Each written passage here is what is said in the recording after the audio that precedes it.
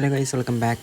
ഒരു 20-30K ബഡ്ജറ്റിലേക്ക് എങ്ങനെ ഒരു ഗെയിമിംഗ് പി സി ബിൽഡ് ചെയ്യാം, ഒരു മീഡിയം സെറ്റിങ്സിലൊക്കെ ഇട്ടിട്ട് ഗെയിമും കാര്യങ്ങളും കളിക്കാനാണെന്നുണ്ടെങ്കിലും തിരക്കില്ലാത്ത രീതിയിൽ എഡിറ്റും കാര്യങ്ങളൊക്കെ ചെയ്യാനാണെന്നുണ്ടെങ്കിലും ഒരു budget friendly P C build ചെയ്യും. ഫസ്റ്റ് ഓഫ് ഓൾ നമുക്കിവിടെ ഒരു മദർ ബോർഡാണ് വേണ്ടി.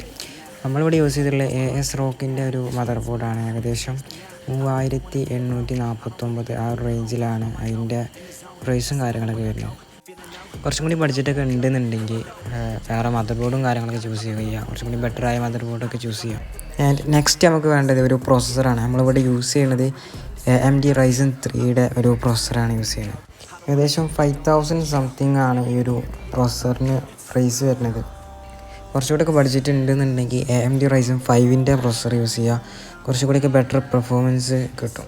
Ryzen 5ന് ഏകദേശം 8000 സംതിങ് ആണ് ആമസോണിൽ എൻ്റെ ഓർമ്മയിൽ. ആൻഡ് നെക്സ്റ്റ് നമുക്കൊരു SSD വേണം.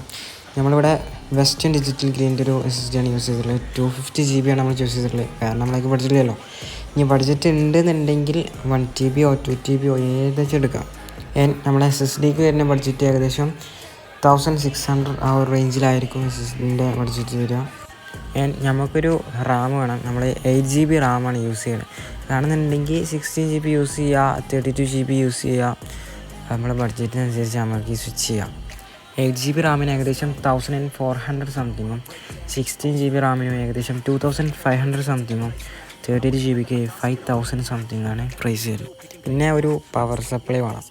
ഏകദേശം 450യുടെ ഒരു പവർ സപ്ലൈ നമ്മൾ ഉപയോഗിക്കുന്നത്. ഇതിന് ഏകദേശം 1600 ആ ഒരു ബഡ്ജറ്റാണ് വരുന്നത്. പിന്നെ ഒരു ക്യാബിനറ്റ് വേണം. ക്യാബിനറ്റിന് ഏകദേശം 2500, 2700, 3000 ആ റേഞ്ചിലൊക്കെ നല്ല തിരക്കില്ലാത്ത ഒരു ക്യാബിനറ്റ് കിട്ടും. Cabinet your choice. നിങ്ങൾക്ക് ഇഷ്ടമുള്ള ക്യാബിനറ്റ് എടുക്കാം. നമ്മളൊക്കെ സെർച്ച് ചെയ്താൽ ഇഷ്ടം പോലെ ഉണ്ടാവും. ഇനി വേണമെന്നുണ്ടെങ്കിൽ ഞാൻ ഡിസ്ക്രിപ്ഷനിൽ കൊടുക്കാം. തിരക്കില്ലാത്തൊരു ബഡ്ജറ്റ് ഫ്രണ്ട്ലിയായ ഒരു ക്യാബിനറ്റ്. പിന്നെ മോണിറ്റർ ആണെങ്കിൽ ഒരു 6000 ബഡ്ജറ്റിലേക്ക് വരുന്ന LGയുടെ 22 ഇഞ്ചിൻ്റെ 100 Hz ഉള്ള ഒരു നോർമൽ മോണിറ്റർ. ആൻഡ് ഇത് കംപ്ലീറ്റ് ആവണമെന്നുണ്ടെങ്കിൽ ഒരു കീബോർഡ് ആൻഡ് മൗസ് വേണം. അത് ആമസോണിൽ സെർച്ച് ചെയ്താൽ ഇഷ്ടംപോലെ ബഡ്ജറ്റ് ഫ്രണ്ട്ലിയായുള്ള കീബോർഡ് മൗസ് ഉണ്ടാവും.